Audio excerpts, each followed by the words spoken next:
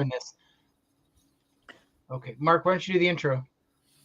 Hi, welcome to Horror Movies and Shit with myself, Mark, and as always, Jim, we have a very special guest on. Mark, you're terrible at the intros. Remind me to stop asking. Can you pronounce his name correctly? It's Guile Branco. Okay. Guile Branco. Yep. Did you tell him that beforehand? Shut up, I Mark. did. Nobody asked Yeah, you. exactly. That may have been the first question I asked him when he showed up. Any interviews that I do, I try to be early so I can let them know, because nobody will say my name right. But it's okay. Guile. So Guile in Branco. English, right? You could almost pronounce it Julie. Julie, yeah, Julie. People Yeah, call me Julie, Guile. There's a list. I'll be honest. I would have pronounced it Guile, because that's how it's spelled. But I knew that probably wasn't right. So it's all good. Thanks, guys, for having me. As you can see, I have a setup here. I even put the poster behind me. Awesome. Of Halloween Feast. so Jim and Mark, right? Thank you for having me. And we can talk about anything you'd like. I'm the director of Halloween Feast, and it's been a fun ride. I read your bio, so I have a few questions before we get into the movie itself. Okay. So I understand that you, and I don't know if you still are, but you started competitive weightlifting at 15 years old? Oh man, yeah. I used to be a fitness nut, bodybuilder. I used to compete. If you look at my room, look at that picture above me over there. You see it? Wow. Yeah. You see it? Yeah. So was that from the awards you won, or just what's it again? Was that from one of the competitions you won awards at, or just from one of the competitions? Yeah, I want to say I competed a lot between. Not 15. I started training at 15, but I was very much involved in bodybuilding from, I would say, age 18 to like 32. I'm just past 40, so I moved on. I'm, I feel like I had a fun time. I still work out, obviously, but more for like health purposes. I'm no longer trying to bench press 400 pounds. Right. Well, Mark is also very into fitness, aren't you, Mark? I used to be. Now I'm into fatness. I have never been that fit. I'm just gonna. I have to get back into it. I keep the routine, but now it's just for health and maintaining. You turn 40, you start to realize that I have a little arthritis in the shoulder. You have this here, so now it's just like light weights and just for health. Hold on 1 second. I got to mute this because I'm opening the live so I can see the comments. Whoop, where did it go? An easy IT guy. Look, I have 3 different platforms up and running, Mark, so. Well, turn off your Grinder one or whatever you're on.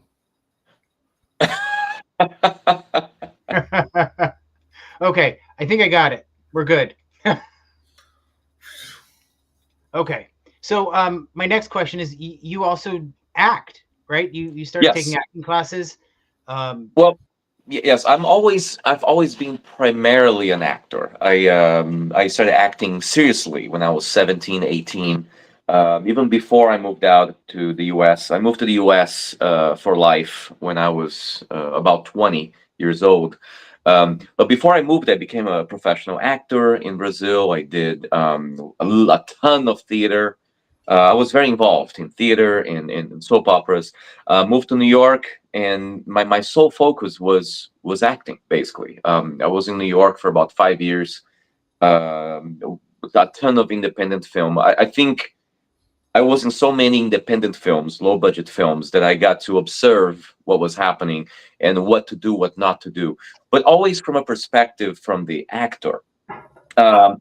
We can talk about it later, but I was not going to direct this movie. This is something that happened way late when we were getting ready to film, because I always saw myself as mostly just an actor and a writer. I love writing. I mean, my two passions are act, it's fun, I have a blast, and just sit down behind my computer and just write stories. Love doing it. And you've done almost every genre, right? From the soap operas to some sci-fi. So I mean, much you've stuff. Yeah. done a little bit of everything. What do you prefer from an acting standpoint? What genre do you prefer to be Oh in? man. You know, I did. It's not out yet. I had a part that I filmed maybe 3 months ago for a zombie war movie. Oh, It's called The Undead End. I never had so much fun like running around with a gun and killing zombies. And I think I just love the action so much that I hope more of that happens in my future. I just love action and just kind of sci-fi. Um, Sci-fi is complicated because sci-fi movies require a big budget, mhm. and I was very fortunate in being in some small sci-fis. One of them was called Athena. It's a short sci-fi film, Zero Day, with Casper Van Dien. Hmm. Um, Unfortunately, was not released. But what I mean is, it's so much fun to be in this world that they create with a technology that doesn't exist yet. Right, But now with AI and robotics, we see that the technology is actually becoming real. right. It's very interesting to see a reflection of sci-fi movies and what is starting to happen in real life. Um, right now, I can't stop thinking about 2001 HAL, the Yep, computer that goes rogue, yep. and AI. I was just in my computer right now, and people are actually having relationships with their chat GPTs. Uh-huh. Well, I It's mean, crazy, man. It is. It's not. let's leave Jim out of this conversation for a minute. Yeah. We're taking turns. We're Yeah. going some interesting segues in our So, Yeah, conversation. yeah, we are. so sci-fi, I think there's two ways to go with sci-fi. You can go like the big splashy, you have to have a lot of budget because there's a lot of technology going on, but there's also kind of the more kind of the smaller sci-fi like Cube, if you've seen Cube, Hmm. Mhm. which is more about the idea. And Right. then you just have one room and they just change the panels for different scenes. So I think there is like a very good. There's also a movie called like The Analyst, where you can have a Hmm. low budget but That was just a a good. great That was a good film. sci-fi idea, and it's not iRobot or Star Wars or Of whatever. course, But yeah. yeah, If it's well executed, One you of my can. favorite sci-fi movies of all time is actually Ex Machina. I yep, mean, that is a big fantastic. budget film. I mean, Mhm. it's not a small film. It is a big budget film, but I love that film so much. It's such an incredible piece of art. You could almost Just take incredible. like the money away from having her, the whole robotics of her, CGI stuff, and just have her as a voice, and it could Yeah, almost work as well. absolutely. Because it's the Absolutely. idea, right? It's a Turing test idea, right? Yeah, and I believe that, a good script, you shouldn't show too much. I understand that sometimes, when you have a big budget, you want to show flashy stuff. Absolutely. That's Mhm. people want to see that. But if you have a good script, like the story is told in a way that, like Jaws, you never see the shark. Right. And that's something that people talk a lot. And like you said, you watch Her with Joaquin Phoenix, in which he Mhm. falls in love with chatbot. It's a very simple, if you look at it, very minimalistic. So yeah, you don't need the big budget to tell a good story.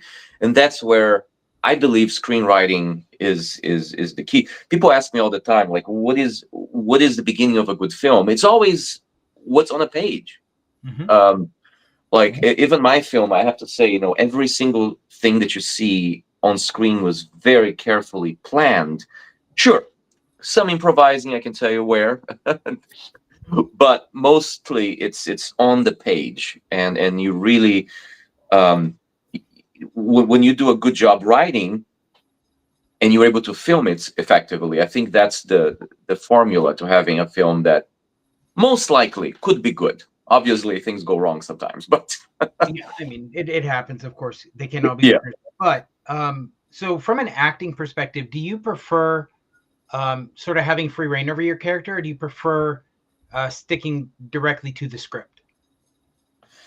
I like to have a script. I like to have from my life as an actor. I love to follow exactly what's on the page, but also it's because I have great respect for a screenwriter. Mhm. So I prefer movies when a screenwriter, and not me. I love to be told what to do as an actor. I like to be just like, okay, this is the screenplay, and let's make this real.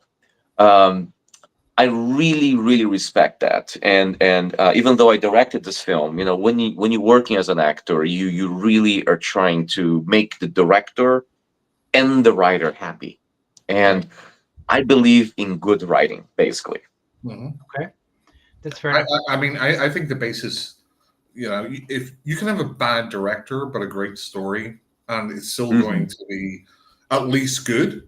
Mhm. But if you have a bad writer and a great director, I don't think you'll get there, right? I Not gonna think work. everything stems from the writing. Absolutely. And Yeah, Jim knows this. yeah. I talk about this all the time. Yeah, I know Writing is the first that's thing. how you feel, but I actually have a little bit of a different view because even with some not so great acting or not so great writing, you can sometimes still feel the passion for a director that Yes. in through how they're directing the film. Yeah, I mean, passion's one thing, but whether it's a good whether it's something which you enjoy, like I think for most people, unless it's some sort of reboot or something where it's just made to like, hey, we just have to make this to keep hold of the franchise. I I don't know. think that you need good writing as the ultimate basis of anything good. I disagree. Well, you would.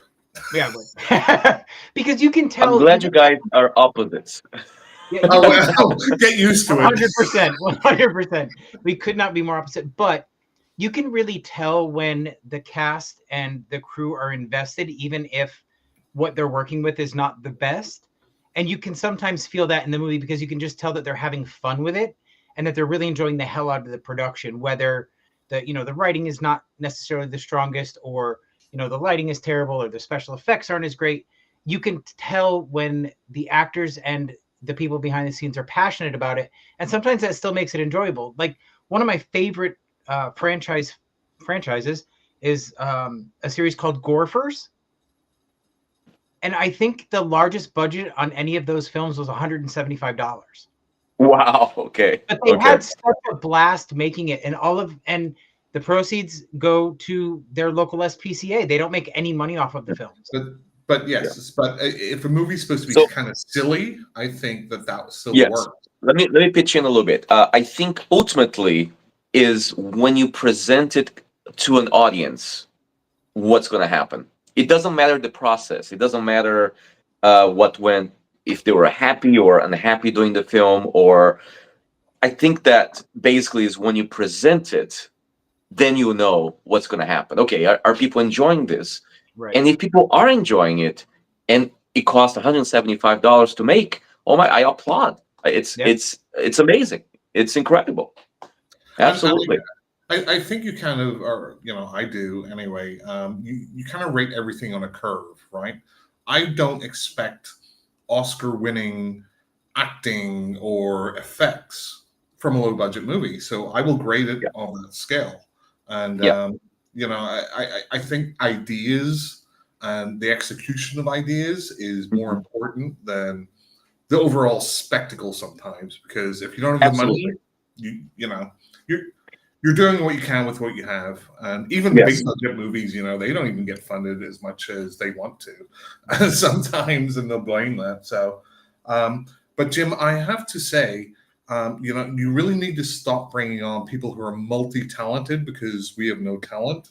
I also watched. You're not wrong. I also watched one of your music videos, which was awesome. Oh. Well, Oh, hold on. What's the name of it? I just watched it today, where you're Mark, sitting in the chair. Wait, are yeah. let's you just say I did try the music thing for a little bit, It was and then I really just good. pivoted out. I really enjoyed it. hold on? Okay, well, thank you. I'm a little Thank you. I did flabbergasted write right music. now. Yeah. I'm a little flabbergasted. Mark, are you telling me you actually did research and actually followed up on stuff? Oh, Jim, Thank you. you do shit. Shut the fuck up. Anyway, let's move on Yeah, let's move on to to a talking Halloween. about your movie. So, what was kind of the Hold on, genesis? hold on. I want to just point out that I know for a fact, Gil, that you've reached out to a lot of people. You've done a lot of back end trying to get this movie out there, getting people to watch it, because you've reached out to a lot of people that I'm friends with, and Yep. I love that, because everybody that I have spoken to that has interacted with you has said, what a great person you are and how much they enjoyed chatting with you, and Oh, thank you. and luckily they've loved the film, right? My buddy Matthew, Ryan, I mean, they've all reviewed it and they all said it was great. I'm going to say something. I feel like the human connection is so important when you because this is what matters. I feel like we do have a publicist who is, he is making little videos and posting on social media. That's not me, and I think in a weird way, actually not in a weird way, I'm having much more success getting people to actually engage and watch the film just by meeting real people and having conversations with real people. Yep. Like I am not like trying to, oh, okay, here I'm putting my film in front of all these people, but it's just impersonal. You know what Yep. I mean? Is sometimes when you have a publicist, it's a very impersonal approach, which Right. could work. I mean, obviously, if you have a famous person in the film, or then it's easier to promote the film. Mhm. We have Ling Lowry. Ling Lowry, I mean, she's known by I'm going to say the niche like horror Yep. The horror community, nerds. Yep. the horror nerds. Yeah, but she's not known by the mainstream. And and we were talking earlier today, just a few moments ago, that mainstream audiences, they're not very nice to low budget independent films, Mhm. especially when they don't know the lead actress, or they it's harsh. Mainstream audiences tend to be very harsh towards indie films, and Yep. that's okay. That's just the nature of it. Yep. um but my approach it's changed, and I'm telling you exactly what's changed. The movie came out last Halloween last year. We had a publicist who was hired by Breaking Glass Pictures, who is our distributor, and she was very conservative. Mhm. She was so afraid of bad reviews that she was just holding back. And I'm telling her, I don't care about bad reviews. I want the film to be out there, and we'll get bad reviews. It's fine. We have bad reviews. We have good and bad. Yep. Mostly good, actually. I'm very thankful for that. But I'm not afraid of bad reviews. She was really afraid because she was like, we'll get bad reviews. We're not going to recover and sell the movie. And so we had a little bit of a muted release, I would say, because I feel like things didn't start moving right away. Right. Uh, and then things started to change when I'm gonna say maybe 5 months ago, a clip of the movie went viral on TikTok. Okay. Now, I didn't have a TikTok account. I was one of those people who would say I'm never gonna be on TikTok. Mhm. But when I saw the power of that clip on TikTok, which I found out because I Googled the film, because as a director, I'm like, let's see what's happening with the film. Are people seeing it? I don't know. And then I decided, it was probably May of this year, like April, May. I'm going to start a TikTok account, and I'm going to change.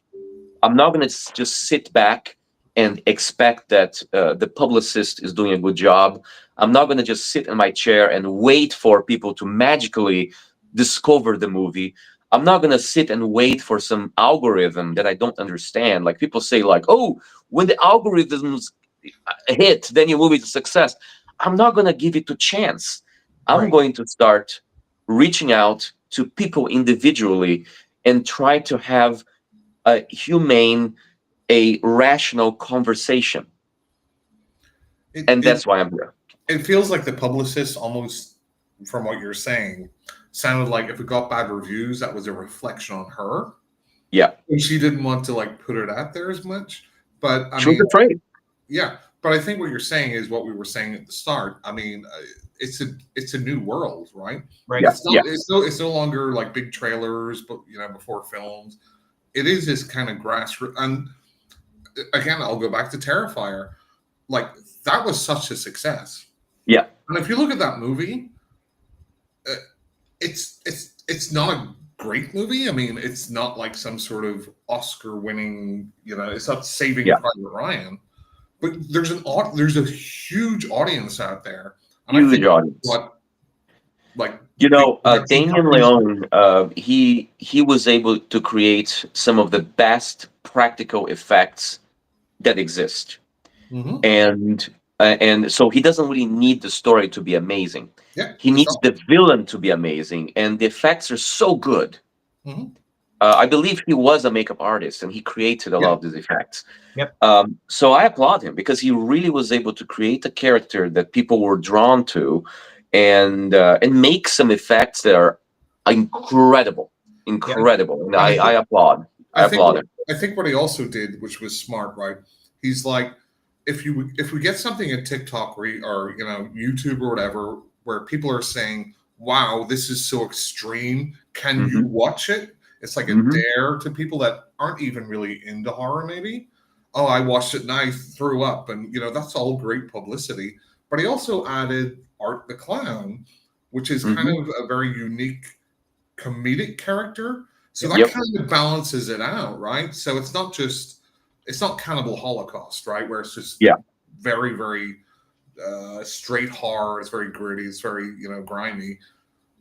It's got the It, comedic element to yeah. it. Right? And how do you make a movie that people cannot turn away? Right. Like people, they are like so into the story, Mhm. and it's that. I mean, if you like, I mean, sure, some people don't like gore, so that's not the audience. So you just remove all those people. But the gore, like horror, like passionate people, they want to see the woman being sawed in half. Right. They want to see all that stuff. So it's this cathartic experience for people, for this But specific audience. You yeah, but know, I will also challenge that a little bit with the age of the internet, right? It's a lot about challenging, right? Oh, yeah, who can sit through the grossest thing, whether it's real life or yep, whether it's a movie, and yep, people will engage with that too. Yep. Whether they watch the whole movie or whether they just watch yeah. reactions about it, they might post about it, and that's how you get this like blossoming, everyone's talking about it sort of thing, this viral thing, you know. But what am I? Absolutely. You see, I and, don't know. and that is the struggle in the creation of, when I look at writing, is like, how do I write something that will translate to these images on a screen that will keep the audience just in it, and they're Hmm. not gonna have the urge to go to their cell phones and play a game. Yep. Um, when I was writing a Halloween Feast, I really was trying to, okay, this has to be crazy. I was aiming for a movie that was, I wanted to be insane in a way that people won't forget. Hmm. Um, I know the movie has issues. Sometimes I got a couple messages from people. If I review your movie, I'm gonna be honest, but Mhm. then you're gonna think I'm a dick. I'm like, no, I will never think you're a dick. I actually welcome Hmm. all the criticism. I'm glad You you know, said I mean, that because I have thoughts too. Mark, that's actually part of the conversation that Gil and I had on TikTok when we were chatting. Is I told him, even if the movie's not for me, I still want him to come on so that we mhm, can at least chat, And, because he deserves a place to and, show his art, because a lot of work goes into making a film, whether it's I'm the audience for it or not, and and everybody deserves a chance to yeah, talk about absolutely. And let me preface it by saying I really liked it. it. Hmm. But obviously, with any movie, no movie's perfect. So, Right, but I'm not going to sit it, here and just say it's a perfect movie just because you're right. on here because it's not. It's not. And I'll tell you integrity. even Like what, I have like, integrity. Like but so here's my first question. I would like subjectively, I would categorize the movie as a dramedy horror. Hmm. Am I way off base, or is that kind of what you were going for? I was going for a almost surrealistic Yes. comedy with horrific elements. Okay. It felt Because like. yeah, Sorry, go ahead. No, go ahead. it's okay. A Halloween Feast is not a movie to scare. It's not a movie to give incredible suspense. Halloween Feast is a movie that is goofy, silly, and horrific. Like I said, at its core, it's not a pure horror film. At Right. its core, it's a comedy, Hmm. Right. but it's a comedy in which I bring in horror elements, and obviously, there's a lot of horrific things that happen in it. Yes. Um, but I feel like, for example, I know people who want to be scared. The hardcore horror fan will probably not like a Halloween Feast. But I'll tell you one thing that's interesting. People who don't like horror generally like it because they start laughing about the comedy, and they go like, "Oh my god, that was fun! I just covered my eyes at the gore, and I love the comedy and the irreverence." And I tell people you can't take it too seriously. When you watch this film, you have to kind of just go with the ride, Mhm. and know it's just silly and ridiculous. And you know, I kind of feel it's what I would say like hyper realistic, where yeah, you take realism, but you like put it up a couple of notches with kind of the Napoleon Dynamite, or Yeah. this kind of yep, yeah, you know that these characters don't exist in real life, but they're yeah. close enough that you appreciate kind of the weirdness of how they're all interacting together, right? Yeah. And you can Yeah, appreciate you tell the actors to act as if it's real and act as if it's a drama. right. But the screenplay and the writing is so wacky that you try to sell that as real life, and it's just crazy. I remember I had a producer who was helping, and in one point she told me, she's killing people. Angela, played by the great Lynn Lowry, and she's always escaping. Maybe she's this. There's this cameras, and she's destroying it. And I'm like, it's not that type of movie. Okay, if Right. you're gonna worry Yeah. about how she's getting away with the murders, this movie is not for you. This is not what it is. It, This is like you said. It's not supposed to be real. It's supposed to be this crazy fantasy, right. Right. And bonkers. there's no real sort of explanation why Yeah. she's doing it, which kind of scares me because my wife's a teacher. Yeah. So once she retires, I might be losing a few digits. I mean, I'm just saying. I don't know. One can only hope, Mark. One can only But hope. what I will say, like this blew me away. You have a character named Mark, a very handsome actor playing him, and he is the salt of the earth, the best guy ever. And then at the end, I'm like, oh Yes. no, oh no, I'm like, oh no. So I also have another question. Sorry, I'm talking a lot. So Please, please. Yeah. I was reading on IMDb, the source of all knowledge. So apparently it was supposed to be originally named Prodigal Son, right? A Uh, Prodigal Feast. Yeah, the Prodigal Feast. Yeah. sorry, Prodigal Feast. But whoever, like the production company or somebody said people Yeah. wouldn't know what prodigal meant. Is Yeah, that I'll tell you the story. that's So, being changed? this was supposed to be a Prodigal Feast. The name Prodigal Feast. That was the original title, all the way through production, all the way through editing, and it was going to be a Prodigal Feast. So, Breaking Glass Pictures, they decided to acquire the film for worldwide distribution. And one day they called me up and they said, Gil, have you ever thought about changing the title? Because people don't know what prodigal means. And but then they said, if you want to keep it, it's okay, we can keep it. So they gave me actually the option to try to come up with something different. And they wanted it to be a bloody feast. So this movie was almost called A Bloody Feast. Um, and until my business partner, so my company, I have a film company called Bright Night Entertainment, and my business partner, his name is Lou D'Amato, and he's like the financial guy. He is, like I say, I'm the creative.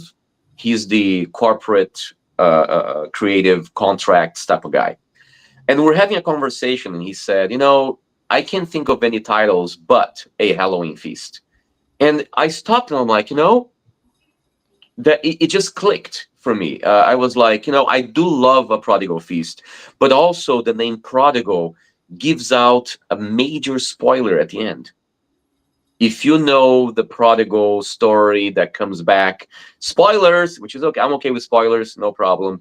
But basically, the prodigal son, which is a biblical reference in a way, and if you know it, you probably will get that last twist of the film that most people don't see coming. I I mean, didn't see it coming. yeah, we're at the point now that I'm pretty certain to say nobody expects that at all. Well, Yeah, when that twist comes, people are like, "What the fuck?" and prodigal, right? The definition of the word is what, like excessive spending or lavish. So that could Hmm. also work with just the Yep, feast at the end. So absolutely, yeah, but I think absolutely. A Halloween feast actually for the brains of horror people, we like to watch movies that are set at certain times. Hmm. And once you have that in the title too, I think people can put that on. Oh, every Halloween I'm going to watch a Halloween feast. Right. Yeah, Whereas I yeah. don't think like a Prodigal Feast would have that sort of A big brain. conversation we had was basically a Halloween Feast is a more commercial title. Yeah, Mhm. Like we'll absolutely. probably have people who are looking for a Halloween film, Yep. and they will stumble upon it without even knowing anything about the film and just go like, "Oh, Halloween Feast, let's watch this, see what's this all about," that kind of stuff. And I welcome that. But I'll tell you that there's actually a negative to changing to a Halloween Feast, and it's not something that's happened many times, but a lot of people, when they watch a Halloween film, they want it to be a film that's more Halloween. Right, more Okay, horror. okay. My film is a film that only the last day is Halloween. Hmm. So you don't have a lot of Halloween themes happening during the film. I mean, the film we're having a countdown to Halloween during the 2 hours of film. Almost, we're counting down to Halloween. So we've gotten a couple of critics who were like, it's not really too much Halloween in it, not enough Halloween. So I get it. So I would respond and say, yeah, I understand your complaint. It was supposed to be a prodigal feast, which we didn't have a strong reference to Halloween, except that, yeah, the last scene, which is actually half the film. I mean, I don't know, people don't notice it as much, but basically, the film is less than 2 hours, but the halfway point is Halloween Day and Halloween Night. Right. So there's actually a lot more Halloween in it than a lot of people give credit, just because you don't see a lot of the Halloween themes and fall and decorations and a lot of people, they want those themes in the film, and we don't have as much. That's it. You know. Yeah, I would say like the character of that Asia plays. Is it Asia? Oh yeah. Kind of the quirky goth Yeah. Wednesday girl. I think certainly even prior to that, the ending kind of brings that spirit Yes. into it as well. So, and she was great. I loved her. She was I awesome. agree with you. So Goth Girl, played by Asia Lynn Pitts, it is by far the most talked about character. Mhm. Because a Halloween Feast is an ensemble cast. I mean, even though we have Ling Lowry, at the Mhm. center as the, I guess, main crazy person who becomes a serial killer, we have an ensemble cast around her. Yep. And, we shot the movie, and we don't know which characters are going to have people will talk about. And yeah, by far, I'm going to say Ling Lowry is obviously, she gets the most, I guess, comments. Then it's like Goth Girl right after. And one thing that makes me really happy is that Mary O'Brien, our 95-year-old actress who played Grandma, she's having a lot of people talk about her, and that Mhm. just warms my heart because she's never acted before. Wow. Like, I, you know, she was my friend, and she was 95, and I knew she was a singer and a writer, and I told her I want you to be in my movie, and she said yes.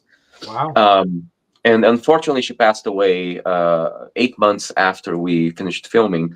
But I'm very happy when we get the reviews talk about Mary and Grandma, because it's just part of her legacy, and I feel like she left the legacy in this film that Yeah. people can go and watch her.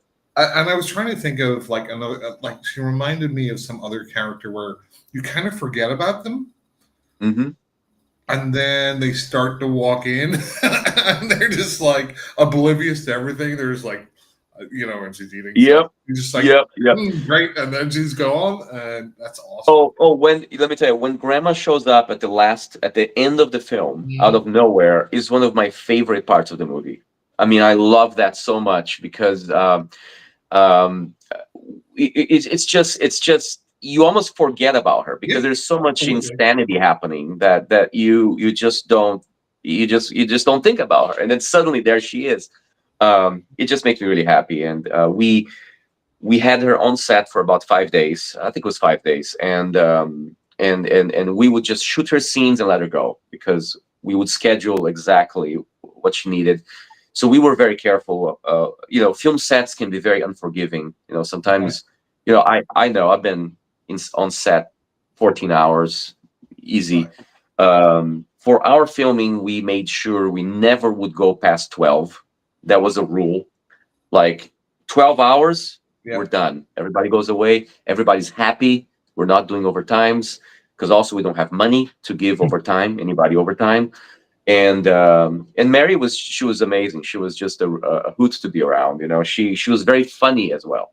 Yeah. Um, And one of yeah, well, one of sorry, go the ahead. funniest things that's happened is we were filming with Mary, and the costume designer asked her, "Hey, Mary, look, you're gonna have a nice, credit to your resume." And Mary didn't skip a beat, and she says, "No, for my obituary." So so, it's so I'll let Jim ask a couple of questions, but just on like the acting, as far as what I love, Julia, Julia I, Coulter. Yeah. I thought she was so likable in the Hmm. role, and so kind of believable. Uh, Hmm. we, and then whenever she turns at the end, it's Yep. just awesome. It's like fuck it, like I've Yep. had. And I Yep. also loved Pancho, Oh my God, Pancho Moeller is hilarious, and he was just fantastic. dude. Okay, so let me tell you something. We have a Blu-ray coming probably, I think August or September. We have a Blu-ray release, and we have a blooper reel with, a blooper reel of mistakes and things. And Pancho Moeller, he played Cujo, which is, a Stephen King reference, Right, as you yeah, can see. He was hilarious because he was the one actor who would not follow his lines, Oh, so he would just improvise. So each take was a completely different scene. We had no idea what he was about to say in any moment. that okay. So that might be so it interesting was as a crazy. director. That might be. No, I mean, I was pulling my hairs a little bit, but the thing is, it worked because I'm gonna say, if you watch the film and you see his lines, I don't think any of those lines are in the script. Oh, And I mean, I will say for the guy that played the psychiatrist, I'm like, who does he remind me of? And my wife was in the room, like, he's a game show host. Is it Dana? No, no, and it's Drew Carey. ah, That's all I can think of okay. when I So was let me tell you watching. the funny Yeah. story. So Dr. Park is played by Lou D'Amato, and Lou D'Amato is my business partner. We own the film company together. Okay. Okay. oh wow. Interesting. So when we started our film company, we wanted it to be a company by actors for actors, which means that it's not the executives, and no, we're actors. I mean, the owners of my film company is me, an actor, and Lou was an actor, and since the very beginning, I was like, Lou, you are going to be Dr. Park, and I'm just so happy I put him in some BDSM Yeah. scenes, some bondage stuff, because it's so funny. He was so afraid of those scenes. It was hilarious. It was awesome. So you said earlier that you weren't originally going to direct this film. How did that Yeah, happen? I'll tell you how it happened. So okay, so the screenplay for A Halloween Feast has been in development for about 15 years. Wow. Not that I wanted it to be 15 years. It's just that when you don't have money, Yep. you have a film you want to make, you just don't have the resources. So you just kind of do a rewrite. And, for a while, I had a co-writer. His name is Arthur McClan, who is a brilliant writer. And he came up with some of the sickest things in the script. Like the twist in the end, it was not my idea. Okay. Just putting it out there. Okay. Uh, so so so so just imagine, as a writer, you finally have the resources to make it. Okay, but this is something that's been in my life for 15 years. I was so afraid that a director would, because it became my vision. Yep. Because let me tell you something, when you give your, as a writer, when you give your script to a director, you need to respect his vision. Yeah. He's going to interpret your writing the way he wants, and I have to step back. Sure. So if I had given the script to any director, I would have stepped back. Right. Even if I didn't like what he was going to do, Right. I have to give it to him, because a film is ultimately the vision of a director. Okay. So I'm going to say maybe a year before I started filming, when I had the idea in my head, like, I'm going to make it, I'm going to make it. I offered to a few directors that I know, and the one thing I didn't see was passion. It was kind of like, oh, I'll direct your film. Yeah, I'll direct your film for you. And I was just like, what if I hate it? I feel like when after a decade plus, writing this, I'm like, I kind of have the images in my head at that point. I'm kind of like, I have these images, and but then it comes the second part is like, I never directed a feature film. Hmm. What if I destroy the film? What if this is just bad? So I'm going to say 6 months before filming, I made a decision. I'm going to direct it, but I'm going to hire the best assistant director I can find. Somebody who is a director in her own right. Okay. And that's when I hired, her name is Genevieve Cortez. She is alumni from one of the top directing schools in Los Angeles, called it's the AFI, American Film Institute. So she is trained as a director. And I told her, I said, listen, Genevieve, don't let me fuck this up. Okay. And Fair. and I respected every single time she told me no. I respected it. We never had one fight, Okay. because she was my clock. She was like, yo, we have 45 minutes. And if I'm acting, she was my director. Right. Like, we didn't have the luxury of time for me to, okay, I'm gonna film my scenes as an actor. Now I'm gonna go watch and make sure it's okay. I would tell Genevieve, I'm trusting you. We don't have time. This is a low budget film. If you like it, we do our 3-4 takes, we move on. Right. And I'll see it in the cutting room later. And yeah, I like what I saw, and trust me, the directing was not hard. I mean, because I had a good team. I feel like if I didn't have a team, like a good assistant director, a good support system, I had a very good producer, line producer, who would, a line producer. She's taking care of, like, oh, we need to rent a camera for this many days, and you have this much tape, and then you have the people who downloaded the footage, so you have to build a team around you that they all know what they're doing. and they're very capable, talented people. Um, so it was actually easy. I mean, the directing was great, was really fun. The only one thing I can say about directing that was hard is I'd get exhausted. Like, Yeah. because as an actor, I'm working my lines, I'm trying to be the actor at the same time that I'm trying to direct people. And sometimes I had to go lie down. Like I'm like Genevieve, take care of this for 30 minutes. I need to lie down. I'm crashing. I didn't expect that it would be so demanding. Um, because as an actor, which is what I do normally, you film your scene and you're done. Right. You go back to your room or your trailer, and you go relax until they call you back. Right. As a director, you're on all the time. Mhm. For you wake up, you're on. Right. You trying to figure out stuff. You get to set, you're on, and then you're directing people. We had two cameras, so we had two camera guys. We're trying to coordinate, and then when we finish filming, at the end of the day, people are leaving. I'm still there because I have to prepare for the next day. Yep. I, sorry, So I kind of when we just one more thing, when we had yeah. breaks, we had a few breaks in between. Mhm. People are resting. I'm driving the U-Haul truck Right. for a next location. Yep. Yeah, So I kind of feel it's like in my head. Obviously, I'm not in the business at all, but it's almost like being a composer. You're up there, but you're also playing one of the instruments, right? yep, So even when you're not playing and everyone else is playing, you still have to be up there composing them all. And yeah, yep, I mean, I can just Do you imagine. mean yeah. conductor, Mark? Huh? Do you mean conductor?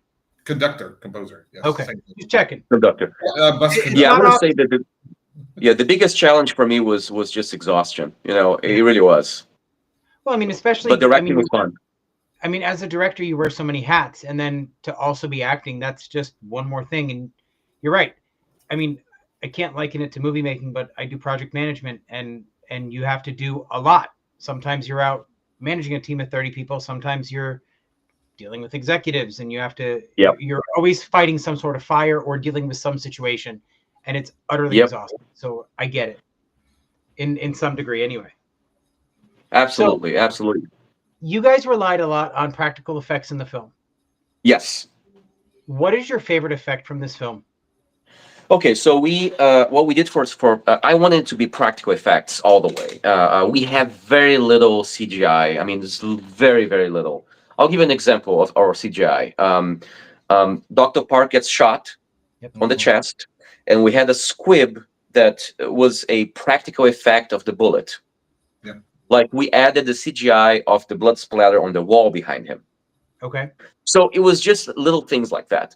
But most of the effects were done on camera. Mm-hmm. And my favorite one, which was the most challenging, was the effect of the corkscrew pulling the brains out of somebody's head.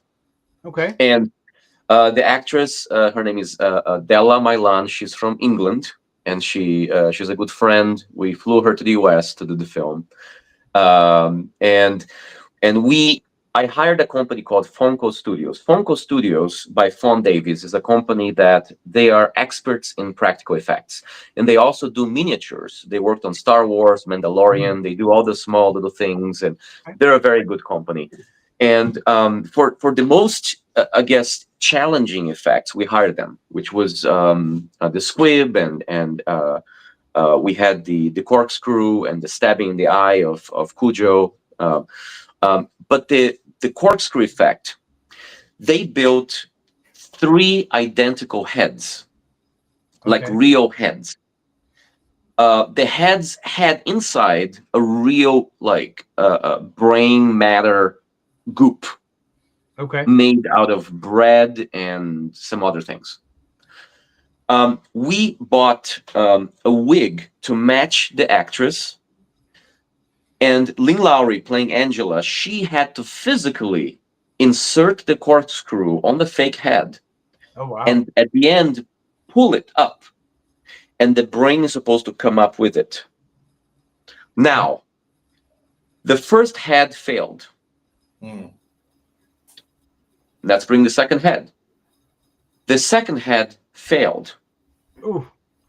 At that point, we're like, okay, if it's not gonna work, probably, so we're gonna have to probably use special effects, or something. The third head worked, and when a rocket goes up and it's successful, Yeah. and people are standing up and applauding. Yep. It was kind of like that, because Imagine.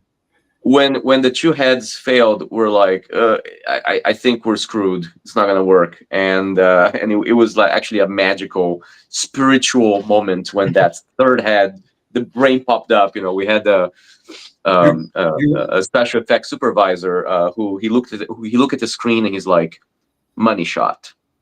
Yeah, Nice. you were almost literally screwed. We were, yeah. We're like, I guess. Screwed. We paid all this money to this company to do these effects. So we're like, well, I guess, can I get my money back? It worked. I'm a little sad you're not wearing your costume right now, though. Oh, the Bonnie costume? Yeah. Oh man, it's summer, so it's a little hot. I mean, you have to, sacrifice for your art. So. Absolutely, but let me tell you something. I am so happy. I was adamant to shoot this film in winter because I was just like, I don't want to be in that costume in the summer. I mean, it's a giant dinosaur costume, which is thick and hot, and just the thought of being like sweating inside of it, I was like, I cannot do this. We live in Florida, and I can only imagine the people at Disney and Universal that in the middle of the summer. I worked retail for 20 years, and for Christmas in Florida, they made me dress up as a bear. Full head, everything. It was awful. It was the worst experience ever because it was 90 degrees for Christmas here. Yeah, and by the way, the inspiration for the mascot Bonnie costume, it was a real thing because I moved from New York to LA about 17 years ago, and one of my early jobs, I was a mascot for parties, and it was horrible. I had a costume. I was Barney, Barney, the dinosaur. Mm-hmm. Yeah. And people say, "So you work on that?" Well, I did 2 times. I quit. It was one of those things. I worked twice, and I was just like, I'm not doing this anymore. I was super happy in the movie that you mentioned you'd only be doing it 3 weeks because I'm like, wow, he drives a pretty nice car for somebody who does mascots at birthday parties. That's part of the mysteries, because a lot of people go like, but why? Like they want to find answers for like, okay, why is that? And in my head, it's like I don't have to explain things because maybe Angela and Mark have been in touch for 30 years. Yep. Maybe she was sending him money. I mean, there's when people start asking about like, so what about the backstories? And I'm like, you get to create your backstory. I think we don't give you a lot of information about the backstory, but I welcome people to just go like, imagine something. People ask me, I say, what do you think? Mark has a nice car. Well, why do you think Again, with Lynn's character, my wife's a teacher, so I can actually, have a very simple backstory about why she cracks after being a teacher for so long. Because that would drive you crazy. Yeah.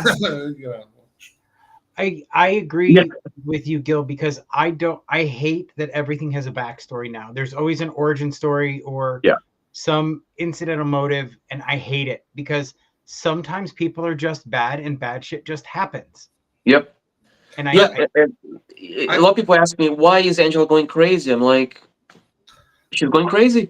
I kind of felt like, she's had to be a teacher for so long, but she's had to put up with so long and losing her dreams of being a dancer that once she's retired, she's just had enough of everything. And remember, she was a ballerina. Right. So everything her husband does just drives her fucking nuts, right? Yes. And she's finally like let loose like all this kind of tension and stress that she's been building up for all these years, and she's went full Betty Davis, right? Right, but you came up with that on your own, and the Gil didn't have to give that to you.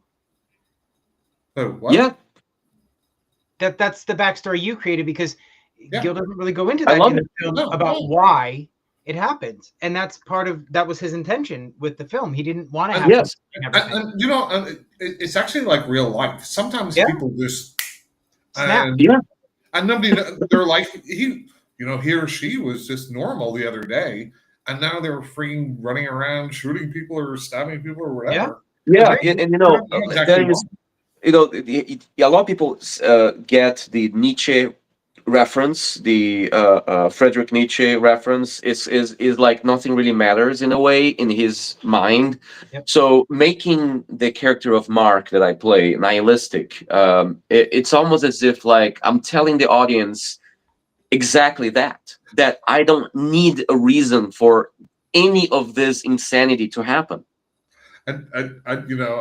I hate to bring it back to myself all the time, It's but always about he's you. a very handsome, nice guy called Mark who's sitting there talking about like religion and philosophy. Yeah. And that's kind of like me. That is him, 100%. Yeah, I'm kind of nihilistic too, in a certain extent, Kind of. and that's exactly what I'd be saying to somebody too. And then, unfortunately, you ruined my character at the end. You turned a very Jerry Springer. Things do take a turn. Yeah. Yeah, it's very southern. So Mark is probably not gonna snap, but he will definitely be the reason many people snap, for sure. Mark just wants to be part of the family. That's all. Hey, but you know what? You know what? At the same time, even though he did something very not nice, he was still at the end being the peacemaker. Oh, Absolutely. let me tell you something. He's This is the a hero spoiler. of this story. Yeah, let me tell you the spoiler here. Yes, no problem with the spoilers. But the just so you know, the reason, if you look at it and pay attention, the reason like Karen is alive Mhm. is because of him. Because when you look at the Russian roulette scene, Mhm. when Angela is going around the room, it's your turn. It was not her turn. Mhm. Mark actually lied to her as a way to, because he calculated, I guess, the bullets and stuff in his mind, and he was just like, Marks ooh, are I very think, smart like that. Yeah. yeah, the next one will probably be the shot. And Angela buys it because she was gonna shoot Karen. Right. So regardless of the situation, Mark really, really loves Karen, and in his twisted mind, he wants to marry her. He has he wants to be with her forever. I mean, it's almost as if like he's autistic. He doesn't understand why what he's doing is bad. Yeah, he just wants to be part of the family, and that's the way to be part of the family. Yeah, he in his, you see, me thinking about the character of Mark is Mark really thinks everything he's doing is warranted Mhm. and is the right thing to do because he And may then be autistic.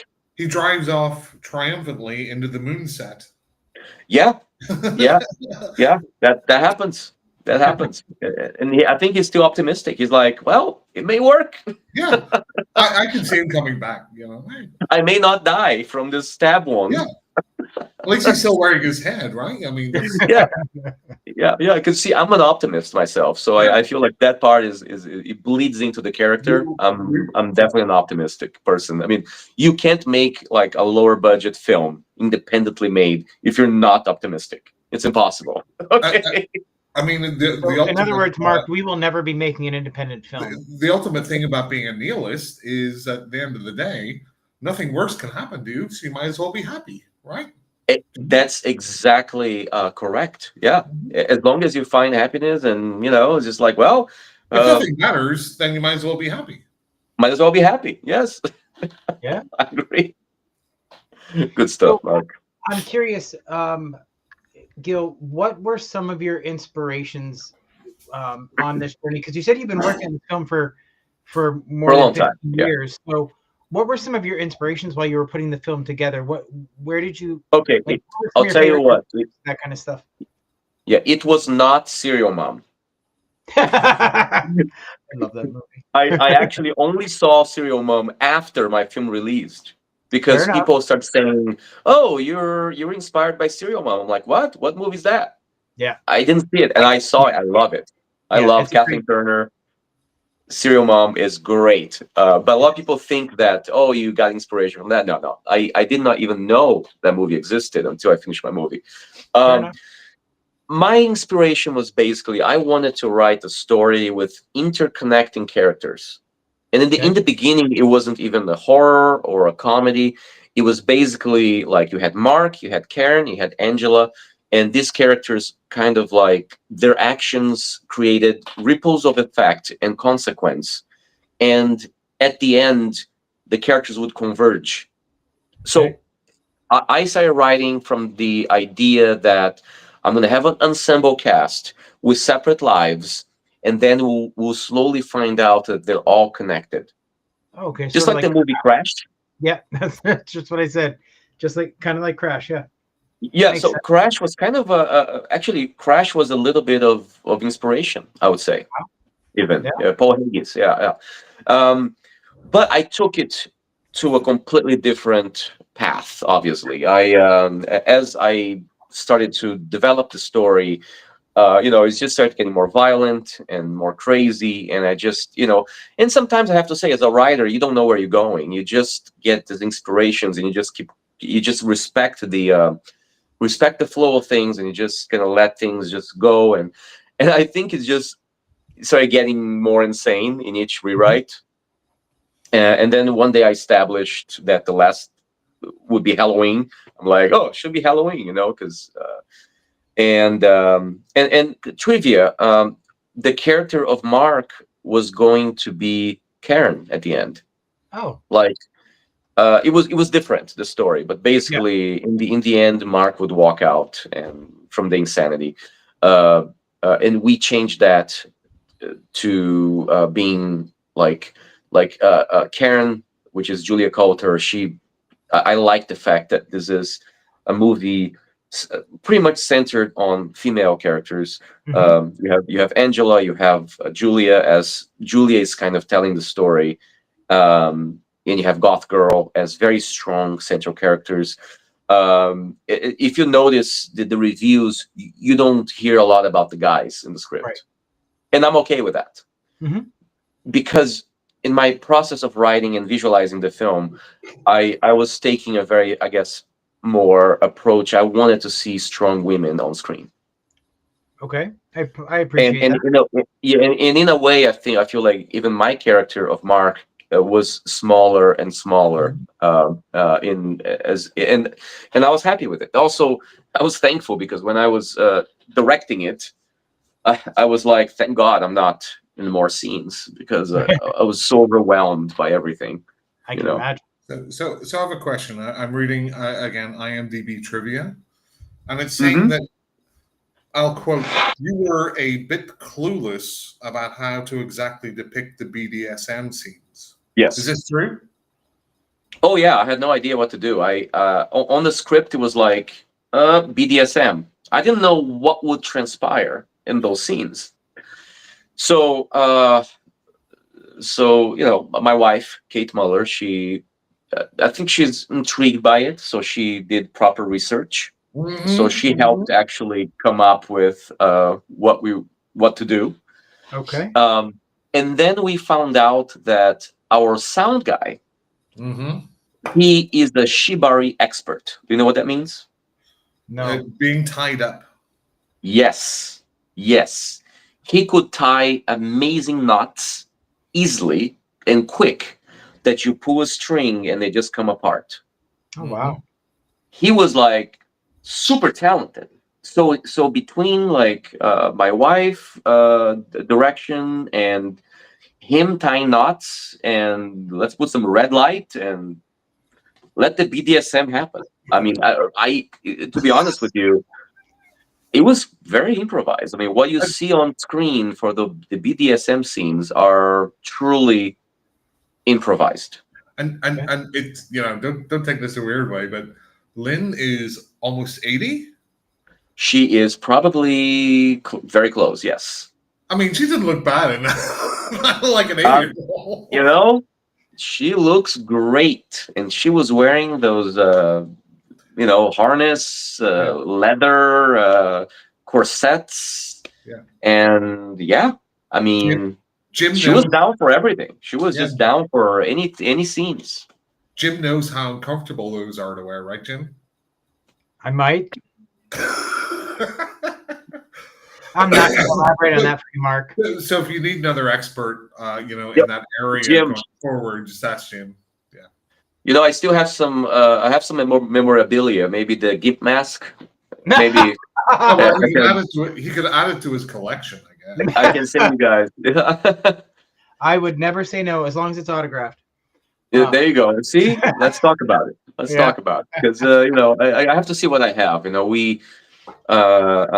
one thing that we do is we're having a premiere in Sao Paulo, Oh, nice. July 29th. So I'm Okay. going to Brazil next week, uh, because we got Latin America distribution, and they're doing a special event Tuesday the 29th. And what we do is we have finger props from the movie. I'll show you one of them. Like look at this nice finger. Oh, cool. Nice. Like this is actually a keychain. There's a keychain here. Oh, that is awesome. This came from the artist who did the fingers. So we take this. We have a bunch of these fingers, and we at the premiere at the end we have a Q&A, and then for each person who asks a question, we have a finger lady who delivers the finger to the person. Oh, nice. That's So awesome. we love that. We love to give away like little things from the movie. You could call it a digital movie. Digital movie. I like that. That's a good one. Yeah, if you need anybody to help write Premiere. some of your lines, under the poster, just let me know. I will say though, once you get through some more of the promotional stuff, I do know a charity that would be happy to do some of that for you too. Really? Okay. Yeah. Let's talk There's about it. Yeah, there's a charity called Scares That Care, and they go to a bunch of different horror movie conventions and raise money and donate it to a burn victim. There's Okay. 3 categories, so I'll get the information for you and put you in touch with the guy that runs it if you're interested. That's actually awesome because I'm trying to figure out what to do with the Boney costume. Oh, there you go. Because it's huge. I don't have Yep. space in my house. Okay, it's Yeah. in storage right now. Maybe give it for a good cause. Yep. Maybe we'll autograph it, and so we'll talk about it later. Yeah, That's a absolutely. good thing. Or you could, sure. if you want to give it to me, I'll take it too. Yeah. Oh, okay. There you go. I I'm mean, on- he's just going to resell it on eBay. I'm just totally selfish. With the release of this, what have you got planned coming up? Is there any? So coming up we have the Latin America release. I know we'll be in Brazil in August, digital platform, so that's happening. And we are very likely having a Salem, Massachusetts Halloween screening. What So this year? in Salem, Massachusetts. But I mean, this Halloween, as in This Halloween. Yeah, this Halloween. Nice. So That's awesome. not on Halloween, but I think we're looking at October 9th. And a theater wants to show the film. And I think we'll have that, and we'll be in Salem in October. We'll Will you see. keep me posted on that? Oh, absolutely. I will travel for that. I love Absolutely. Salem. I love Salem during Halloween. Okay, no, I never been to Salem, and we're looking at it as a real fun possibility, just to be there and interact. I'll make one recommendation. If you do go, take the Walking Ghost tours. It is a blast, and it all happens at night. I went with a bunch of friends one year, and we just scared the hell out of each other. It was so much fun. Oh man, the horse we have in the movie is a real 1800s like a horse. It's actually a real thing. We don't even know how much it costs. It could be something expensive too, and we have it here. My wife wants to get rid of it because she calls it ghost horse. By the way, that's why it's ghost horse in the film. Ah, because she thinks it's haunted. But It yeah, may be haunted. I'm telling you. send that to Mark. Maybe it's cursed. I was waiting for the Ghost Horse spinoff. I know, right? I mean, the sex scenes, the ghost horse is going like Yeah, this. and apparently your wife built the coffin. Is that correct? She did. She did, but she built the coffin not for the movie. She built the coffin about 10 years ago. Is before she even met me. The coffin was an art project. That Oh, so she so it was just very convenient that we had access to a beautiful coffin for the film, and it's really truly beautiful. I mean, it does have memory foam inside. I mean, Wow. you can lie down and it's nice. We have it in the living room. So the joke is when we have guests come to our house, we say, well, you can stay in the coffin if you want. There you go. It's you'll very sleep cozy. like the dad. Yeah, Yep. Yeah, close the lid on top, and yeah, you'll be chill. yeah. Yeah. And then just Absolutely. nail it shut. Right? Well, that's what Mark would do. What's Anyway, so I'm curious, Gil, with what else do you have coming up planned for the film? I mean, like you talked about the South America release, the Oh yeah. possible. Also, we have a Blu-ray coming up, and I think I mentioned earlier that we have the blooper reels with some Mhm. Yep. hilarious stuff, especially from Pancho Moller, who is hilarious guy. Yep. The Blu-ray, I have to get some info about when it's going to be. I think it's going to be September or maybe even August. I need to get the information. I'll let you guys know. Yeah, that'll be great. We'd love to have you back on if you want to talk about it, but right before Yeah, the release, that'd be awesome. let's do it. Let's do it. I'll keep you guys posted on the Salem possible showing, the Blu-ray. Uh, I guess I'm going to Brazil in a week, which is fun. Yeah. And I think for now, yeah, we're just telling people to go watch the film, go watch on Tubi. It's free. You know, I'm okay with people not paying $3.99 on Amazon. You know, people don't want to pay for a low budget film. It's okay. Go on Tubi. It's good quality. Um, Fossum also has it, and Roku. Yeah, it's just go for the ride, enjoy. It's a crazy movie. You know, Again, Mark? that's kind of like the reality of today, right? I mean, yeah, there's so many free streaming things, and you go back to the '80s, and it was people copying VHS to Yeah. VHS.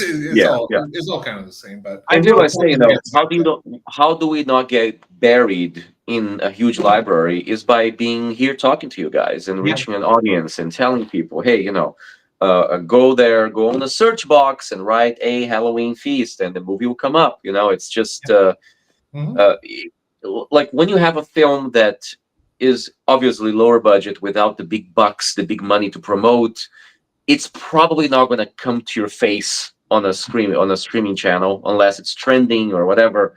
So you got to tell people, go in, look for it, and the reviews are good. I mean, honestly, I mean, I look at the reviews. I think if the reviews were 50-50, I'd be happy.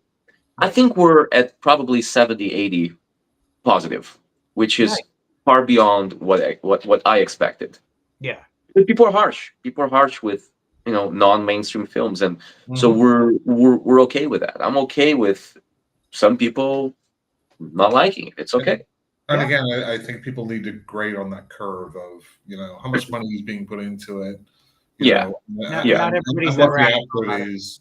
Um, yeah, and that's not taken into consideration like the ideas and the writing and everything else. But I think a lot of people are just like, that looks kind of cheap, so I'm not going to watch it. They watch yeah. 5 minutes of Yeah. it, And I'll be honest. and then you can miss some like just fantastic movies. Oh my I'll God, be Gil, I'll be I honest. Before Mark and I I have fun looking at people's. Sometimes they go Letterbox is a good place to Yep. see like Mhm. what people. And if you guys could write us a little review on Letterbox, it really helps us because Letterbox is a good place where people discover movies, Yep. and it's more of a social medium of discovery. And Yes. and for real cinema indie film lovers, they're all there, so they Yep. understand that more than, let's say, IMDb, you have a lot of mainstream people who don't give low budget films any love, and that's okay. Um, but it's interesting to see But sometimes people will give us a higher rating than, let's say, like Nope, which is a big Hollywood film, and I'm like, oh, thank you, that's a big compliment. It's just like thank you. and it's not even just like, unfortunately, I think a lot of Americans drive this. It's not even low budget, right? It could be foreign movies. People will not Yeah. watch like subtitles, Mhm. or they watch something Yeah. with dubbing, which is awful, and then they say it's awful. Mm. Yep. So I think we're coming along now a little bit for Yeah. Well, I was up until we Yeah. started doing this podcast and talking to independent filmmakers. I was one of those people that would not watch a movie that looked like it had a low budget. To be 100% honest, but I discovered through this podcast and through just maturing, I guess, as an adult, that I really love independent movies for the Mhm. most part. I mean, They're really great. I mean, independent movies to me are the same as big budget movies as far as I'll be honest about what I think about them, and Yeah. it can be low budget, but it can still be just fucking crap to me. Yeah, Compared it could Absolutely. be. and a big budget movie can be the same. Yeah. But Yeah. even worse Yep. sometimes because they're big budget, because Oh you God. expect more things behind it. Uh-huh. But like I grew up in the '80s with VHS and like B movies, and that's kind of where I come from. So I'm kind of like used to it. Yep. But like Mhm. I think what Jim is saying is he was kind of more on the My mother was more mainstream. my mother was more the mainstream horror kind of fan. The original Dracula and Frankenstein, and then Okay. whatever happened to be popular at the time, more than she was exploratory. Like I think the most exploratory thing she ever watched was I Spit on Your Grave, and I wasn't allowed to watch that. I'm Mhm. shocked. What, Mark? I'm shocked you weren't allowed to watch Oh, it. shut up. But again, Jim's from the US. I'm from the UK, so I'm also more Yeah. open to like foreign films and stuff than I Yep. think like the general. I'm gonna tell you, some of my favorite horror films are foreign. Like, Mhm. if you guys have not seen, let's say, the original Dark Water from Mhm. Oh, I love Japanese it. film, Yes. not the remake with Jennifer Connelly and J.C. Riley. The original Dark Water is phenomenal. It's one of my favorite is. movies of all time. I will give you that. Also, the Orphanage that Fantastic. Guillermo del Toro, I think he produced. He didn't direct, Mhm. but The Orphanage is a Spanish film. Yep. My favorite, Absolutely masterpiece. Yes. my favorite Uh, horror movie is a foreign language horror movie, which is Martyrs. If you've seen that, Yeah, so sometimes I get annoyed when Hollywood tries to do a remake, and it's kind of like, wow. But I gotta say, the Ring is amazing. The remake with Naomi Watts is a fantastic movie. So No, no, sometimes they get it right. no. I will say that I couldn't disagree more. Yeah. I will say that I hated the Ring remake. I love Ringo. I hated the remake I because think the because Grudge it turned me lost around. all the secret sauce of the original one, which is all the Japanese folklore that they put Yep. into it. And Yep. this one, I can see that. we can talk about not explaining stuff, but if you're basing it on another movie which did explain it fantastically, yeah. I think I The don't like Grudge did it for me because I originally watched the Japanese version of The Grudge, and I did not understand it at all, to be perfectly Mhm. blunt. It didn't make any sense to me. And then I saw the Sarah Michelle Gellar remake, and I went back and watched it again, and a lot of it I caught on to a lot more of the side stories and stuff. Yeah. The Grudge is a very, very simple movie. Or Ju-on. Yes. Yeah. Sometimes you have to adapt, and you have to be Yeah. in the right mindset to see these films, because I had somebody who watched the Halloween Feast and turned it off. Yep. And then this person started getting, his friends liked it, and they're like, really? And then they tried again with a different mindset, Yep. and then he loved it. So he just had to really adapt to, okay, lower budget, but let me pay attention. Let me really try to see what they're trying to tell.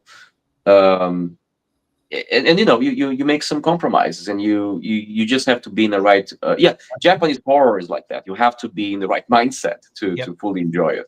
I've had movies where the first time I watched it, I didn't like it, and then people said it was really good, or I was thinking about it and I'd rewatch it, and I'd totally change my mind. But there's Yeah. also movies where I'd watch something and it didn't click with me, and everyone's saying, "Oh, this is great," and I'd rewatch it, and it still didn't click with me. So, Well, it's I all mean, subjective. But you guys were talking about your favorite foreign language horror film. Mine is Kyako versus Sudoku. I mean, I think that is All the right. best. that's your favorite It is horror. my. It is Uh, absolutely over the. it's It a is real balls to comedy. the wall, nothing but cheese, and it's absolutely ridiculous, and I love every minute of it. I love it. It's Hey, great, but to call it, well, I mean, everything's subjective. But It is, and yes. so does there's so Mark. many better I Yeah. didn't say it was the best. I said it was my favorite. Yes, yes. Movies are so subjective, guys. They are. It's just like, something that somebody hates could be, especially in the horror. I think you have Yeah. more of the polarity of, so somebody's hate could be somebody's like love, like, oh my Yep. God, this is the best thing ever. Yep. You see that a lot in horror, like, You- especially And, lower budget horror. and Jim, what do I always say? About. So if I hate a movie for whatever reason and somebody else loves it, I'm like, that's awesome Yeah. because there's so much time, energy, Yep. effort put into something, even if it didn't work for me. If it works Yep. for somebody else, Yep. fantastic. Like Yep. you're not going to change my mind, but I think it's Yeah. great. People Now, let me tell appreciate you something. Sometimes, when a movie doesn't have any reviews, it means people don't care. Right. Sometimes when I see a bad review of my film and it's really thought up, it's really they care. They care to sit down and actually spend, I don't know, 30 minutes writing about it. So I would rather have a movie that will get people talking, that maybe some people will love and some people will hate, but people are invested. So it's almost if like they care about. Yep. That's what we need. That's what as a filmmaker, that's what I want. You can't expect to make a movie and be for everybody. That's So fair. so I have a couple of criticisms. Please tell me. I love it. Yeah. And again, overall, I thought it was very good. I really like kind of the quirky comedy, and I like the twists at the end. I personally think you could take 15 minutes off the movie and make it Yes. a bit better, Let me quicker. tell you something about that. Mhm. That is true. It's very hard when you're with an editor cutting the movie. You became you fall in love with some scenes, and that is the problem sometimes when you're the creator and you actually editing the film with your editor, and sometimes, and this is something that I learned afterwards. I started having the review saying, they could have taken out 15 minutes from the middle, or Mhm. 20 minutes from the middle. And I agree. I agree. It's one of those things. The movie's released. We went to Breaking Glass and we're like, okay, they're like, it's done. It will be too much work to take it back and re-edit the film and do a new version. It's just like, like let's say when Blade Runner comes out and you have a director's cut, Right. okay, where you have to do it separately from, Mhm. let's say, the studio that's delivering the movie. So yeah, I agree with you, because when the movie came out and we started having that feedback, I started to watch the film and I started to agree. I'm like, yes, I could have totally tightened it up the Mhm. middle a lot. And so I'm 100% with you on that one. So that's awesome, and thanks for taking it so well again. Yeah, Because like absolutely. my only other thing that I would say, but and Jim knows this as well because we've had like a lot of lower budget filmmakers on here, and I think there's a lot of what I loved at the start. Right, was the drone footage of the car driving, Mhm. because what I found with lower budget movies, and it's probably a budgetary thing, but there's a lot of scenes where there's two people Mhm. and they're either in a corner or like this with a backdrop, Mhm. and I don't know if that's a budget thing, but I think that kind of it makes it too small, It and cheapens the film. I think if you open the camera up a little bit and have a little Yep. bit more behind it, I think Yep. that kind of adds to it. Again, I'm not a director. I'm this No, armchair. I agree. Let me tell you something that's interesting. We were Everybody wanted to cut out the restaurant scene because it looks like and this is the truth. It looks cheap and it looks like a set and it's small and it's just Yeah. it. The reason we couldn't cut it out is because that's the scene when Angela says, when the psychiatrist says, they're blackmailing me and my tapes are going out and it's going to ruin my career, and that's when Angela starts killing. Right. But trust me, if we had had the budget, we would have refilmed that scene. So that came down to basically the budget, because Yeah. we shot the scene. I thought it was going to work. Once we saw the scene ready, we're like, basically, shit. It looks like shit. And and then it was hard because we're like, let's cut this out. But then it's just like, if you cut it out, how will we have to reshoot something else with? And at this point, Lynn Lowry is in Atlanta. Right. We flew her to the U.S. to the U.S. to California. The actors are done and we're out of money. So it basically is. That's why big films, you have a lot of reshoots always, because Right. they shoot the film and then they realize some things don't work, and then they have reshoots, and that is very common, and it happens in every bigger movie. Any movie with a bigger budget, you are reshooting things, Right. because once you get to the cutting room, you realize, oh shit, this didn't work. This looked cheap. This looks fake. This looks, and they fix it because they have the budget. So that in particular, we had some issues because we could not have reshoots, And but we were very aware that some scenes don't look as good as we wanted, and and those are scenes we wanted to reshoot. yeah, and again, it's more of a kind of just something that I see quite a bit, and Yep. this is why I said it's probably like, again, I'm not in the business, but because it happens a lot, it's Yeah. probably a budgetary thing. So it's more Yep. like a little nitpick. It's not like a you know, oh, 1 out of 10 for this film because of this thing, but it's just something I see sometimes. So, and I brought it up with other filmmakers before. I'm like, Oh, is that a absolutely. If I had a list, I actually have a list of things I would reshoot if I could. I mean, there's actually quite a long list. It's the restaurant scene. It's there's a few things. The Halloween party scene at the end of the film. Mhm. We should have allocated more time for it, and we realized we didn't have time for all the inserts because people came with Halloween costumes, beautiful costumes, and we wanted to really, really show the costumes. We were going to have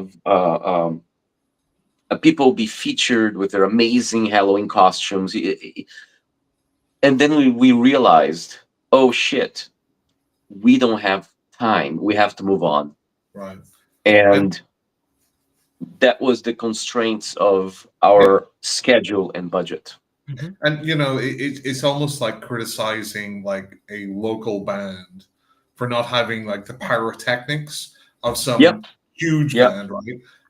It's very small, nitpicky stuff. But the good news is Jim is independently wealthy, and he's Oh, happy to Jim. provide. He's happy to provide you with whatever resources you need for Jim, my next reshoots or movie for anything. is only $1.8 million. Damn it. That's like pocket change for him. That's what I'm saying. Yeah, Yeah. But let's do see, it. here's the thing. Mark Come on, is Jim. saying that, but I'm not the one that owned a yacht, Mark. Oh, there's a yacht. I like it. Okay. Okay.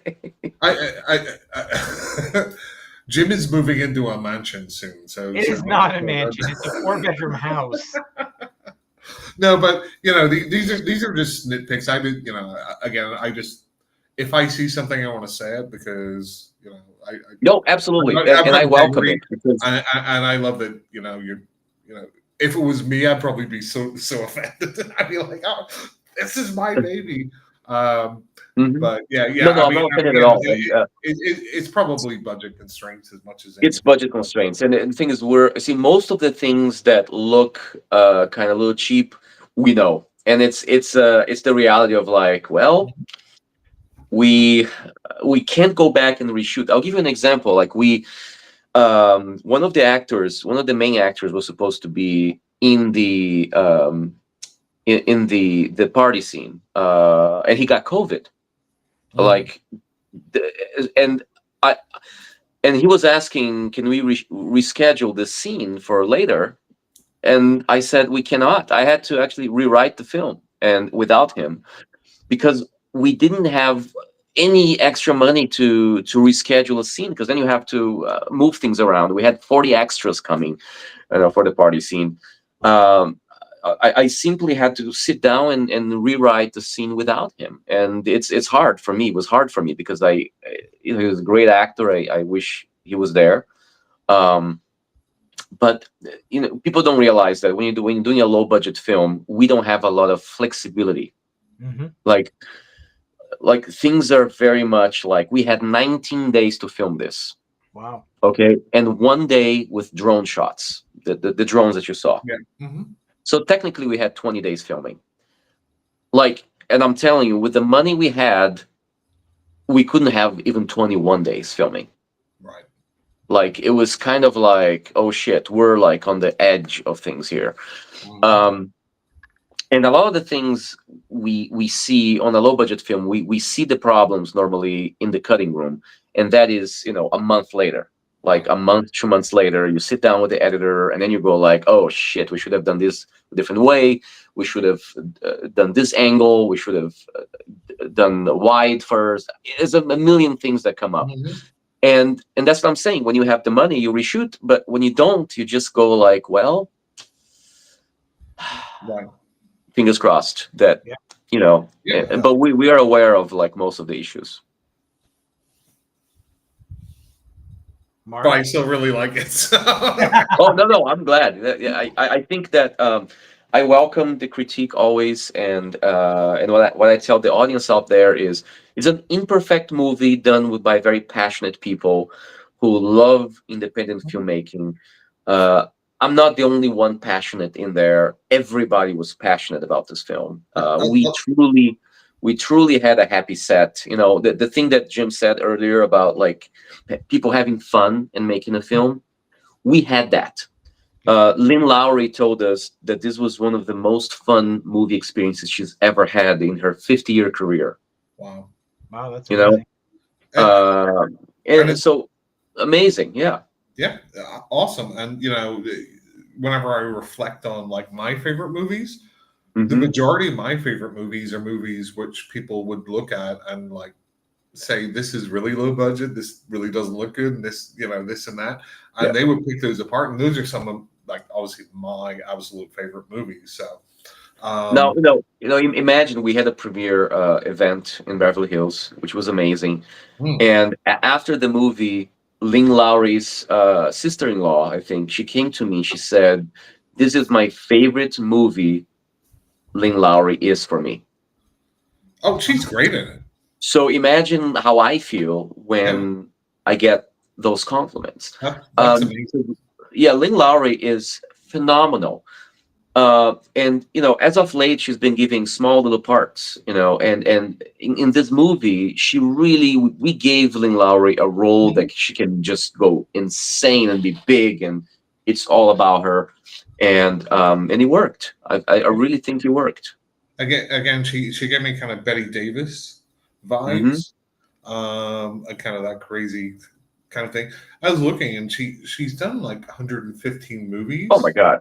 And but Yeah. she's filming every year. She's doing like 10 movies every Yep. year. and It's what's so crazy busy. is there's 44 upcoming movies. Yeah. Yep. Yep. Like that's passion right there, right? Oh, I mean, she could be retired like a long time ago, but that's amazing. she's Yeah. very passionate, and she gives it all. She was very kind on set, and not only that, she had all her lines memorized. Mhm. She was on time. She was a perfect like person to work with, really. And because we didn't know. I mean, most of the actors you see in the film are my friends from Hmm. here. So Lynn Lowry was this. Okay, we're going to get a celebrity to be in our film, but we don't know her, so we are just prepared for maybe the worst. Right. And then when she comes, it was the best case scenario. That's She awesome. is friendly. She works hard. She was everything we hoped for. I mean, she was just amazing, and and the fact that she's having a lot of great reviews, people love talking about her performance.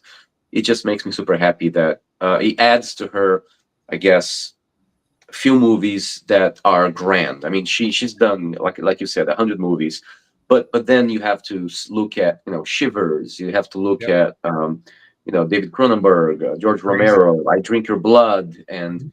more recently Model Hunger, Mhm. Fang, and then my hope is that Halloween Feast will be cited alongside those great movies that she did. And I think in a way we are starting to get discovered by a lot of people, Yeah. and it's fun to see.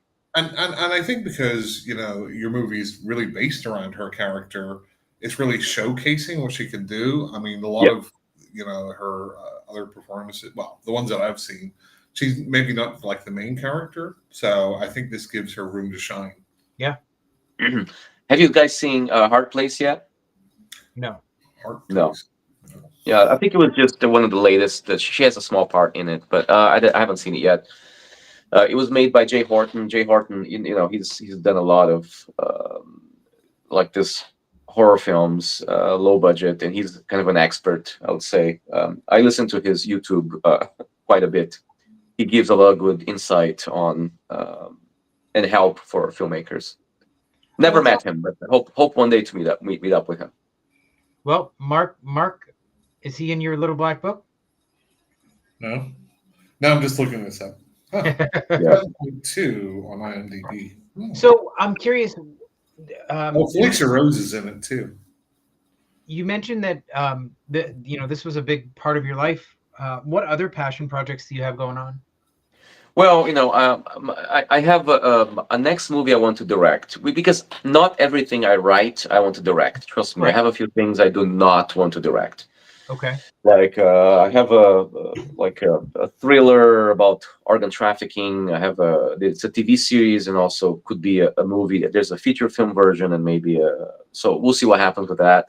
Do not want to direct that. Um, uh, the next one I want to direct is a murder mystery called Murder in the Dalles. Dalles is a town in Oregon. It's written Okay. Dalles. It's also the end game of the Oregon Trail. That's right, the dolls. Yeah, and basically, the inspiration came from real life. My wife's older sister, her husband is a pastor, and they spent a year in the dolls, and so I crafted a story around a parish. There's a church, and the movie starts with a priest falling from a bell tower, and then the new priest comes in and you find out that there are problems and people are dying. So it's a murder mystery. I would say it's a classic murder mystery Oh, nice. with but with the craziest twist ending any human beings will ever see ever in film.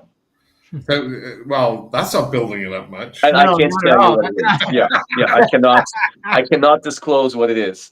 But Is the character of Mark in it by any chance? Mark is not in it, but I intend Oh to no. play the scientist because there's a scientist. This whole thing happens in a church setting, Mhm. and my character is an atheist scientist, which is basically my father. My father was a scientist. Mark's not a scientist. He's just I'm an atheist now. Yeah, yeah, yeah. So, I'm see, my half there. father was an atheist scientist, so I play him basically in the film. But I can't say too much about it. But it's I really hope that we are able to make it at this point, make it eventually. So I'm trying to be a little bit more ambitious with a higher budget. So we'll have to just probably find either the right investors or find a different film company who's willing to take on it. We'll see. We'll see what happens. At this point, it's too early to say when it's going to happen. It's what I'm doing is I'm giving time for a Halloween feast to discover more of an audience. Yep. Uh, and I think I'll probably dive into the next film after Halloween Right. because we'll have a lot of movement with Halloween Feast, and I can probably use the momentum and all the good things that are happening with the Halloween Feast to get excitement for the next film. Hmm. That's fair. Mark, But it's all written, it's all ready to go. I'm just waiting for the right. opportunity. It's never Jim going to might be the right moment, but Yeah. Jim say might it be again? your angel here. You know, he might swoop in and finance it all, right, Jim? Jim, Mark, if you I'm if you just know I wealthy people, let me know. if I meet any wealthy people, I will send them your way. You go. Promise. 100%. Yes, yes. That's what I'm saying. That if you ask me what was the worst part of a Halloween Feast was raising the money. I Yeah. mean, because making the film was a bliss. It really was. Making Halloween Feast was heaven. It was amazing, wonderful experience. The hard part was before, was when we were paying Ling Lowry a plane ticket from Atlanta to Los Angeles, and we don't have even half the budget, and we're just hoping money will keep coming, so Right. we can pay for the movie. I'm gonna say we started the film. We didn't even have the full budget. Wow. Yeah, it took a lot of begging, and it was hard. It was hard. It was a tough part, but we Now we did know it. It's here. now we know why you needed naps. Oh man. Oh, That's rough. totally. Yep. Yep. Yep. Mark, I think that's all. We're way past our time here, but yeah, I know, but this was a fun conversation. So yeah, I'm yeah, We're yeah, too much fun. We're just fun people. You That's know. right. You know, as you can tell, we're not exactly professional. We kind of just like to have a conversation Oh with. come on, you guys are fantastic. I'm I having a good time, and here's the deal. It's all about this human connection, for Yeah, me. agree. And as a filmmaker, that's all I can hope for is people to watch it and tell your friends. Mhm. Go to Tubi, give it a watch, give us a little review. If you guys can go on Letterbox, just write 2 lines. No pressure. I mean, I'm just it could even be a critical lower rating review. I'm happy with it. So I want nothing but honest reviews from people. I do not like the glowing. This is the best thing I've ever seen, because probably is a lie. So you're trying to just make me feel good. Just tell me Right, what it right, is. I mean, you right, right. like it, okay? Well. We The appreciate internet, is full of 1 out of 10s and 10 out of 10s. When Hmm. most movies should be 5 to 7, maybe. Yeah, But yeah, that's just the way it is right now. it is and unfortunate. vice versa. There's something that every low budget filmmaker knows, which is review bombing on IMDb. It's a Yep, real thing. it is. Mhm. And I don't know who does it, but the day our movie came out, we got 47 1 stars, Wow. and which was shocking because we're like this all came at the same time on the day it released. I mean, it's almost as if like some people are out there to be mean, to be harsh to low budget films, and then eventually, things start to balance out because obviously I believe that a good film, it can be discovered. It just takes time for Yeah. people to discover it. Um, but yeah, it's a thing. In the end of the day, I'd rather if you didn't like the film too much, I still would like you to write something, Yeah. and then just ignore it, Fair enough. Yeah, because it helps. I mean, when people go on IMDb and they see we have 800 ratings, just like what, 800 people cared to go here and give a rating. This is love. This is passion. Whether it's a 1 or a 10 or a 7 or a 2 or a set or 5, Yep. and that's what I have to say about that.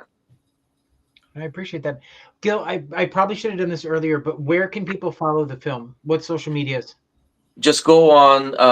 Well, it's at a Halloween Feast movie on Instagram and TikTok. Um, Not sure how long TikTok will be around, right? I mean, I don't know what's happening. TikTok, It's blacking out every 3 days. Who knows? yeah, no idea. I would say Instagram is probably the mainstay. we don't have a lot of followers there, but we have. But I guess it's safe. I'm enjoying the TikTok experience. Yep. It's more social. I'm reaching out more people. I just hope it continues, because we built a fan base on TikTok more than anywhere else. So yeah, basically it's Instagram, TikTok at a Halloween Feast movie, or you can just follow me at Guile Branco, Guile Branco. Also Instagram and not on TikTok. TikTok is just a movie. So yeah, just a movie. Yeah. Here's a piece of trivia for you, Gil. Why did Mark start a TikTok account? Good question. I should have done it. I can tell you, Mark. No, this Mark started a TikTok account to give me shit about long legs. Oh, you don't have a TikTok account? No, He did not. no, I only created one to annoy Jin with, and then He I've did. never been back on it again. Here's what to say. Okay, TikTok is annoying, but let me tell you something. We found so many. The horror TikTok community is incredible. Yeah, it's incredible. It's incredible. If TikTok goes away, I'll be sad. I'll be missing that community, because where are we going to go? Yeah, that's fair. You know, Instagram is not the same. It really is not. And they've tried other horror-centric apps, and they never caught on. We'll just write out letters and mail them to people like the old days. Old days, yeah. We'll see smoke signals. Yeah. So anyway, Gil, thank you so much for joining us today. This has been a blast.